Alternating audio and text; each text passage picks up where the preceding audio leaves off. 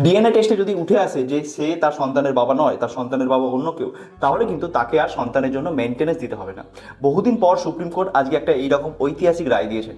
Supreme কোর্টে একজন ভদ্রমহিলা কেস করেছিলেন, তার কেসের মামলা শুনানি চলাকালীন সুপ্রিম কোর্ট ভদ্রমহিলার যে সন্তান আছে তাকে ডিএনএ টেস্ট করার অনুরোধ করেন, এবং দুই পক্ষই মানে মহিলা এবং পুরুষ দুজনে কিন্তু এই ডিএনএ টেস্টে সম্মতি দেন, এবং ডিএনএ টেস্ট রিপোর্ট আসার পর দেখা যায় যে ওই সন্তানটির বাবা অন্য কেউ, যিনি তার মেনটেনেন্স দিচ্ছেন তিনি নন। এরপর সুপ্রিম কোর্ট আজকে ঐতিহাসিক রায়টা দেন, এবং সুপ্রিম কোর্টের জাস্টিস সঞ্জয় কারোর এবং জাস্টিস কোটেশ্বর সিং এই রায় দেন।